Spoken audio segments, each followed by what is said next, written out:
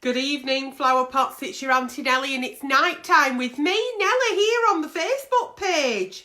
How are we all? Are we all very well? Give me a like, give me a love, give me a share. Tell me where you're watching me from. It's Wanksplat Wednesday. Are there going to be any wanksplats tonight in the dear Auntie Nelly's? Who knows?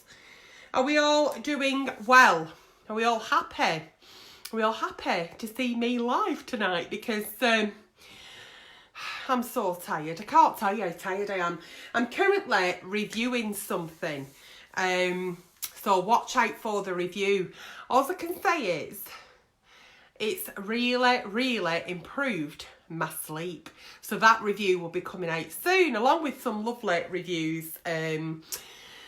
Starting probably this weekend, early next week. So tomorrow night I am going to be live again, and I'm going to be doing, rather than doing a Thursday throwback, I'm going to be doing a live question and answers. So I've got lots of things to answer, so I just thought I'd go live and do a live question and answers tomorrow night. So do you think that's a good idea? Will you all be watching? Let me know. So good evening. Like I said, it is night time with Nelly. It is Wednesday. Everything at the moment's going really well. I'm just absolutely exhausted this evening, but that's okay because we're all friends, aren't we? So it doesn't matter that I've not done my hair or put any slap on my face. I'm just sat on the end of my bed, and after night time with Nelly, I'll be reading all your lovely comments and going to sleep. So yes, one or two of you are joining me, I can see. Rosie says, your hair looks calmer tonight. She was obviously watching me on that there Instagram this morning when I woke up and looked like a lion. So, yeah, if you do follow me on Instagram, you'll see all the nonsense I get up to on a daily basis. It's Antonella Uncensored, so should you want to follow me. Obviously, I advertised tonight's night time with Nelly with a picture of the cushion, and people were like, oh my God, I didn't know you did your own merch. I do, yeah. Don't shout about it, because you'll either buy it or you won't. I couldn't really give a fuck. I'm not one of them celebrities really that pushes it in your face. So should you want to buy my merchandise, on the front of my Facebook page there is a blue button which says shop now. Should you go in there, that's my shop. And all the merchandise has been designed by my gorgeous daughter, who is going to be 24 next week. So next week there will be absolutely no nighttime with Nelly, because I'll be off spending my daughter's 24th birthday with her. So without further ado, shall we start tonight's nighttime with Nelly? I think we should. So all nighttime with Nelly's, along with Sunday service, are all anonymous. They come through to the inbox. They get collated in a folder, and I don't know what I'm going to read until I start reading. So a problem shared is usually a problem solved, I like to think. So you'll either write in for nighttime with Nelly or Sunday service into the page, and also keep sending in your product review requests. Okie dokie, let's go. Just before we do go, I'd just like to say that the talk tonight will be over 18s only, usually, and it is strong language throughout and talk of a sexual nature. So if that's not your bag, then please, off your fuck now. Let's go. Dear Auntie Nelly, I've had 3 sessions with my personal trainer. I've had 3 sessions with my personal trainer over the past few weeks, and I fancy the pants off him. But I'm quite sure he likes me too. We always make each other laugh. We flirt like mad, and on my session this week, I stripped down to my carefully chosen red sports bra. He couldn't stop staring. I'm sure he's single and we're the same age roundabout. He's 35, I'm 29. Yeah, roundabout. Only trouble is, I have 4 sessions left and I don't know what to do.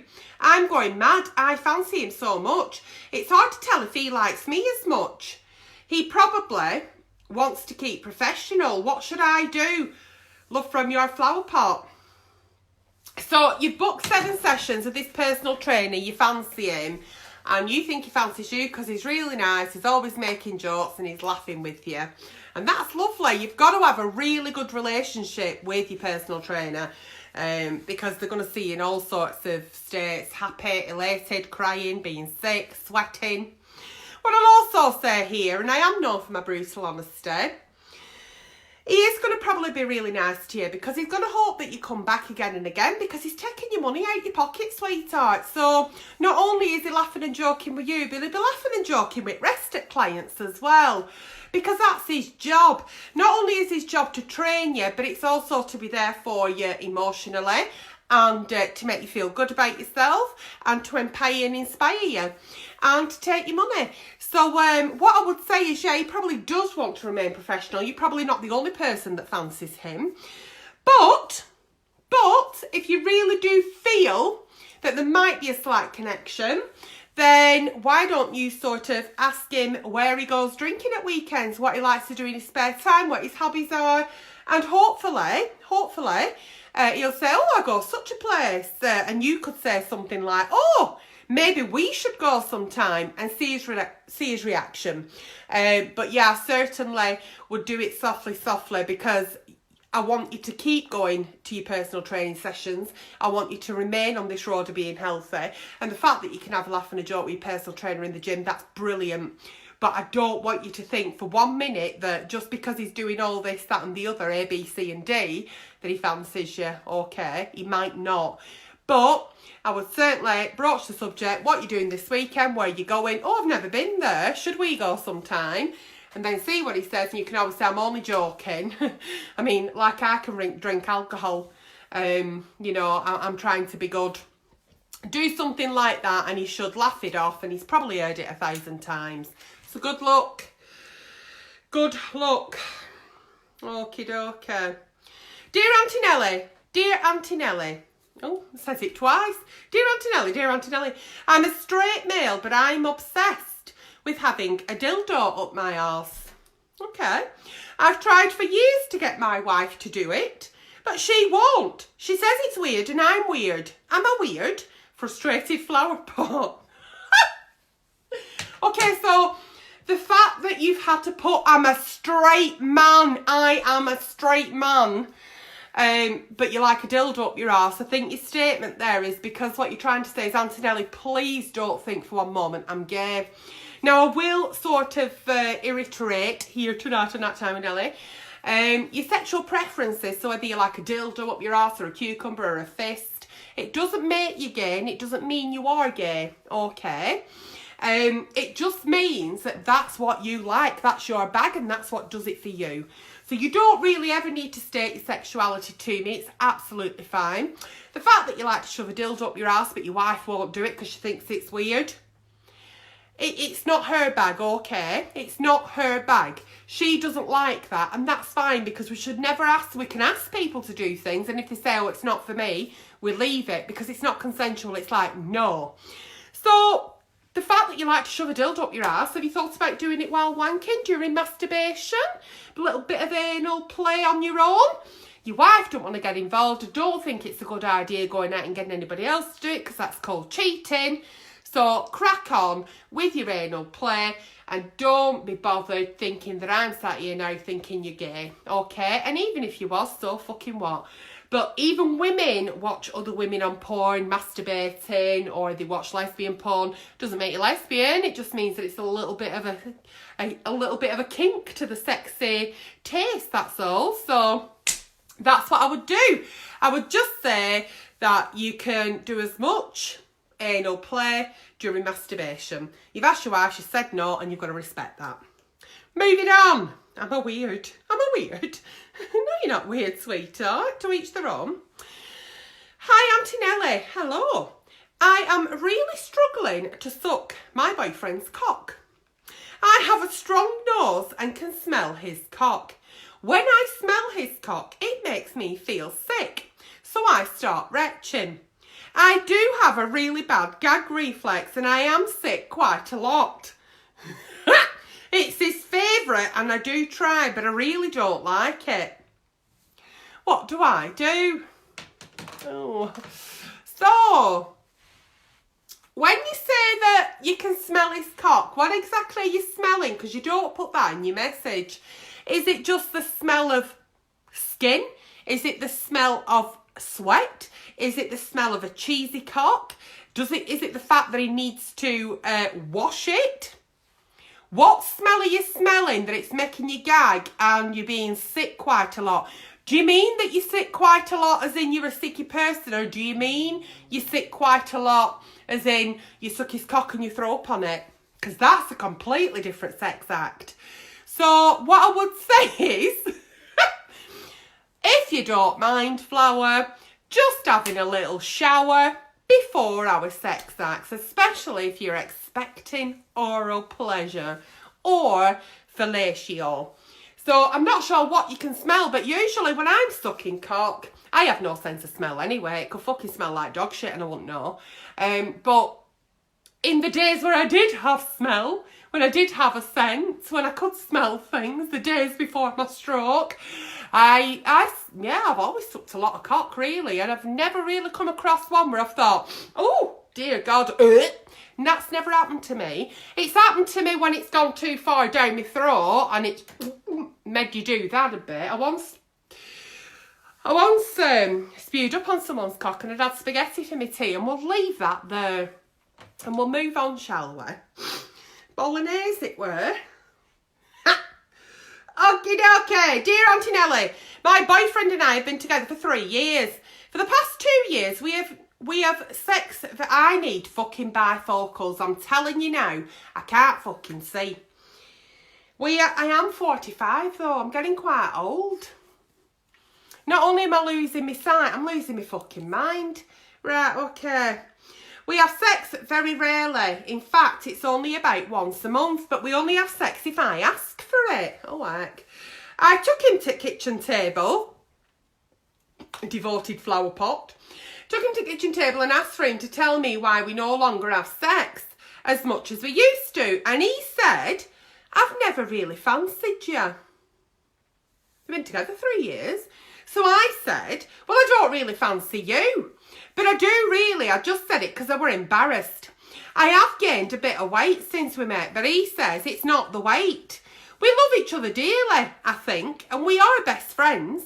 But I love sex and I miss having it. Am I daft by being hurt? What should I do? Is it over? Oh, God, you've been together 3 years and for the past 2, you've only been having sex once a month and you've got to fucking beg for it. And then you say, why are we not fucking anymore? He says, well, to be honest with you, I've never really fancied you. The fuck's he doing with you? What the fuck you doing with him?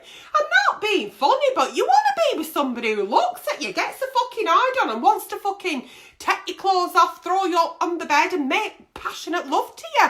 You want someone to want you. You want someone to make you feel wanted. You want your partner to make you feel loved and desired and like you're the only woman in the world. I know 45's not old. It was like a bit of a joke. It's gone over some people's heads. Anyway, yeah, no, age is a privilege tonight to many and 45 is not old. So, yeah, so what I would say is, look, love, I've been thinking about what you said. And the fact is, you've never really fancied me. Why the fucking hell have you wasted 3 years of my bastard fucking time? Why? Because what are you here for? Why don't you want to be with somebody that you fancy? It's a lovely feeling when your partner fancies you, when they can't get enough of you, when they give you compliments. And I'm sure you are friends. I'm sure you do love each other dearly, but you're not in love with each other. There's no passion there. Your question is it over? It were over a fucking long time ago, Flower.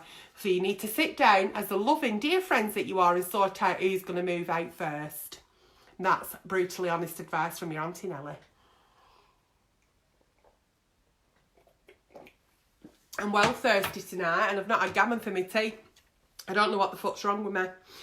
Anyway, moving on. Dear Auntie Nelly, do you have sex in front of Hartley? Remember he said it's at the top of the stairs. Oh, I've started seeing a guy and I have a dog and we do have sex, but I have to lock the dog in another room. Then our sex is rushed. As my dog starts barking and crying, she probably thinks he's attacking me and I can't relax as I don't want to leave her for long. As it upsets me and I know she'll be upset and confused. My new man said that I need to just ignore her and she will settle down, but she doesn't. What can I do? The answer to your question, Antonella, do you have sex in front of Hartley, is, I think I have, yeah. I don't really check if he's there. I don't go, oh, Hartley's here, let's have sex. If Hartley's in the room and we have sex, we have sex. If Hartley was to start barking or humping on my boyfriend's leg or trying to lick his ball sack, I'd be saying, oi, Hartley, out, and shutting the door. There's a time and a place, Hartley, to be doing things like that. And it's usually with your mate Fred in Park. He's another dog, by the way. Not like some man called Fred. But yeah, so has Hartley ever seen me having sex? Yes. Do I do it in front of him? Not intentionally. Now, this little doggy you've got, lovely little doggy, you're a bit worried and she's probably suffering for a little bit of separation anxiety, but your boyfriend's right, you should leave her and she will settle. Okay. So what you need to do there is, rather than let the dog cock block you, is settle her down, give her lots of love and attention, make sure she's settled, and then you can do sexy time. You need to explain to your boyfriend, look, I can't concentrate, I can't relax, I can't enjoy it because I'm worried about her, and come to some sort of compromise, okay? Now, if the dog won't leave the bedroom, so that you can have a right good fucking, then leave the dog in the bedroom and you go and get on the fucking couch. Go in another room. But yeah, the more that the dog sees things like that, sees you being loving and whatever, she'll know that he's not attacking you and she'll get used to it. Because I don't think ever in my life have I ever heard anybody in marriage counselling, sex therapy saying we don't have a sex life because of the dog. So there is a way to overcome that, and I think you need to relax more. And if the dog sees you, it sees you. But don't go out of your way to make the dog see you, thinking then she'll get used to it. And don't go out of your way to sort of like get rid of the dog either. Just take things natural and nature will take its course. I mean, the dog won't know what you're doing, so she's not going to judge you. She's not going to side-eye you because she doesn't know. Okay, they don't actually know. So sometimes when I eat some at a Sunday, Hartley like side-eyes me and I think, that's him saying, shouldn't bet that, should you? Anyway, so there you go. So don't let the dog cock block you. Carry on, but explain to your partner how it makes you feel, and maybe get your beautiful little poopy in another room, or you go in another room if it's causing concern. But it's like ghosts don't watch you having sex, okay? So don't worry about things like that. Dogs, cats, goldfish, your Uncle Fred who died 24 years ago. Okay, there we go. Do you have sex in front of Hartley? Poor Hartley. Dear Auntie Nelly, I'm a 19-year-old male virgin. Oh, I were a virgin at 19. I were a virgin on my wedding night. A long time ago, but yeah, I were a virgin once when you were a virgin at 19. One day, I was cutting a chicken breast into a butterfly shape. Oh no, please God. And it popped into my head that it looked a bit like a vagina. Anyway, a few nights later, I bought a nice plump fillet, had a bottle of wine, cut a little hole in the chicken fillet and went up to my bedroom. I wedged the fillet between the mattress and the bed base and had the best day of my life. I fucked the fillet so hard I came loads. The next day,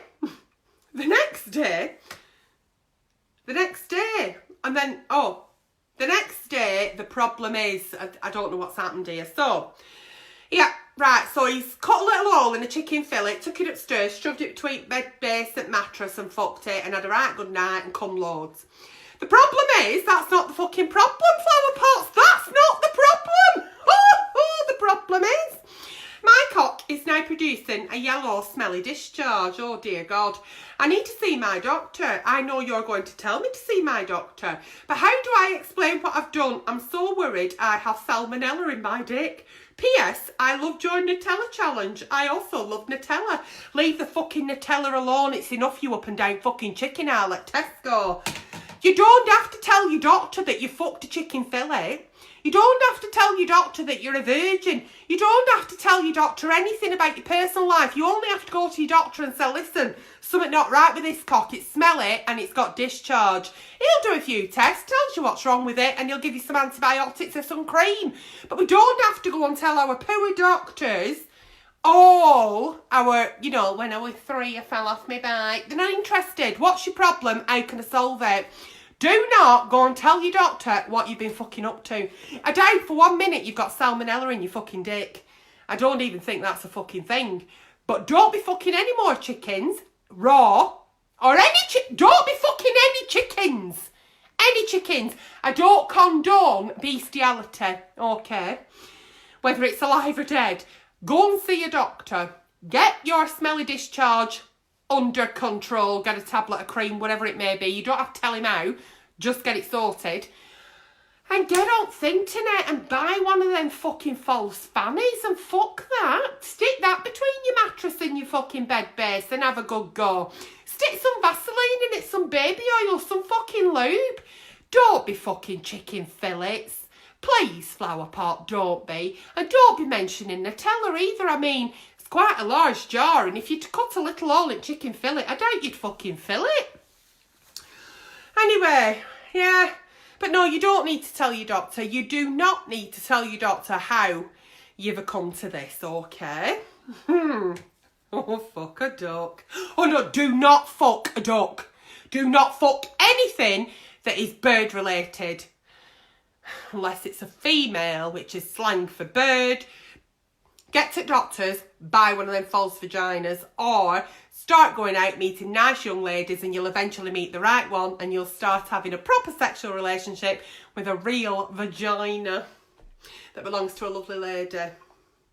And if not, and you buy one, and you know, that's fine, but don't fuck any more chickens or ducks or anything like that. Okay. Hi Aunty Nelly. Hello, anonymous flower pot. I am about to quit my boyfriend. She's obviously a flower pot because I always say that. I'm going to quit you. She's going to quit my boyfriend of a year. After a number of months together, he says he likes to wear women's lingerie. This actually turns my stomach. I've tried to come to grips with this by looking at the situation every way I possibly can. We sat down at the kitchen table and he explained to me that he just likes to do it and it's something he thinks he'll always do. I give up. Can you give me any advice to help? My thoughts are he's got to go, as I'm just disgusted with this.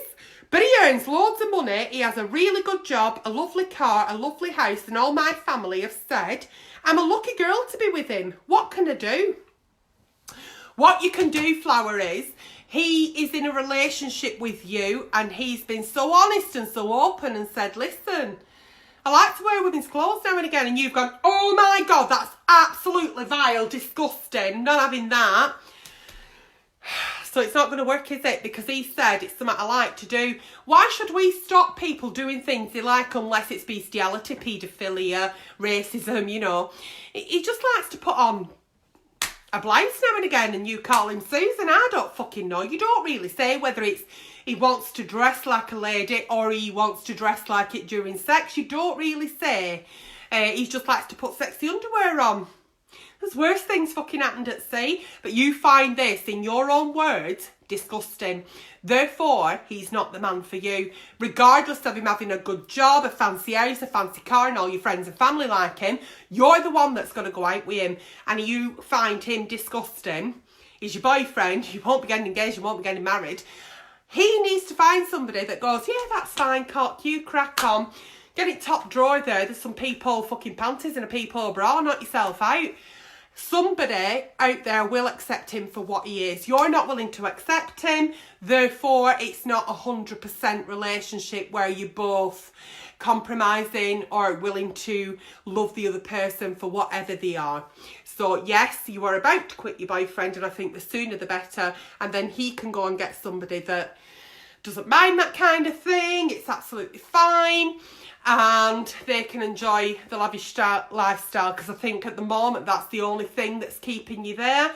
That's very shallow, and believe me, as attractive as a big car is and a fancy house and money in the bank and a good job, it doesn't buy happiness, darling, and you're setting yourself up for a big fall. The longer you do this, the more feelings will progress, as well as the bitterness and the disgust. And if you sit there and think you can change him, doesn't work like that. We should never need to change anybody. You accept them for what they are. Moving on. I don't know if that's the right advice, but that's what I feel should be said. Okay. Dear Auntie Nelly, my girlfriend is a right selfish bitch. Here we go. She only ever thinks of herself, her happiness and her satisfaction. She expects me to have sex when she's ready and to perform like a porn star. Oh. But whenever I ask her to have sex, she says she's tired or not in the mood. She's never in the mood when I am, but when she's up for it, she'll come, then push me off and fall asleep. So I've started wanking right next to her to finish myself off. But she doesn't even stir. How is that fair? Dear God. So we've got different maybe sex drives.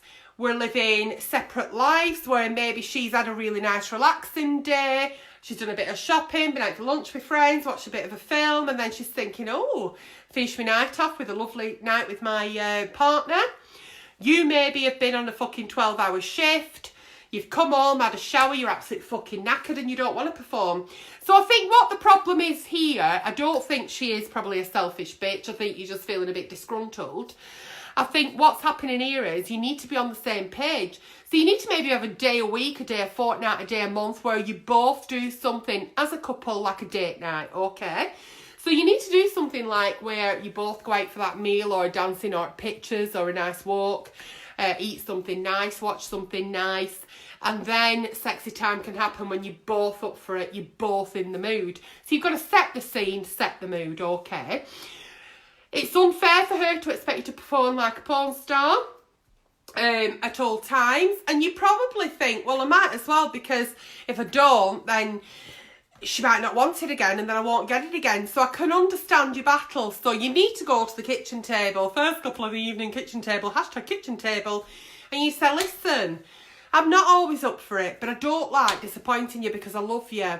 Will you put in a bit more of an effort? I'm not asking you to perform like a porn star like you expect me to, but a sensual massage or just something so that we can relax together. If we have sex, we have sex. If we don't, at least we've been intimate and we've got something. So I think going back to basics, start courting again, start going out on dates, date nights, and getting that little bit of sparkle back on both sides. Because I think at the minute you're on different pages. And the longer you leave it, the more resentment will build up on your half. And she hasn't got a fucking clue what's going on. She seems absolutely fine because she's rolling over, going to sleep and going to work day after, a big smile on her face. Fine. So you need to tell her exactly how you feel, because if you don't, resentment will build up and your eyes will start wandering. So get it done now, sooner rather than later. Communication is a massive part of a relationship, as is trust and loyalty and all that dog shit. But communication is key when you sat down with your partner, and you need to tell it as it is, okay? Don't go around the houses, down the back streets, over the wheelie bins. Just tell them exactly what's happening, how you're feeling. And if your partner does love you and want this to work and wants to remain with you, you know, it's about meeting in the middle and compromising. Okay? Okie dokie. What's up next? Dear Auntie Nelly, I had a one-night stand with my daughter-in-law. Oh, Jesus Christ. Oh, and I am so deeply in love with her that I have left my wife. I am 46 and my wife is 45. Our daughter-in-law is 19 and our son is 26. The sex was incredible. I have never had sex like it. We went outside for a fag at a party and one thing led to another. Oh, I know how that happens. One thing led to a fucking other with your fucking daughter-in-law. You right fucking head. I'd have fucking put fag out on your fucking head. And she's no fucking better. It takes two to fucking tango. Listen to this bit. One thing led to another. And now she's pregnant. My son and my daughter-in-law have announced they are expecting their first child. My wife and my son are so happy. But I can't, no, my son and my daughter-in-law are so happy. I bet wife's not happy because you fucking left her. Hang on a minute. And I can't keep thinking maybe it's mine. My wife is devastated and thinks it's a midlife crisis. But it isn't. I don't love her anymore and sex with her has always been shit. Oh dear God. My daughter-in-law won't even look at me now and won't answer any of my calls. I want to be with her. What can I do? Stop ringing her.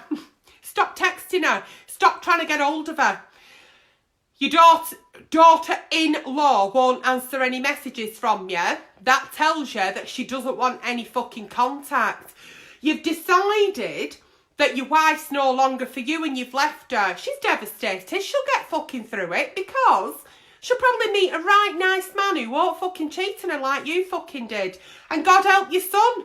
God help your fucking son with your daughter-in-law. He's quite happy to shag his fucking dad. And I hope to God she's carrying his child and not your fucking child.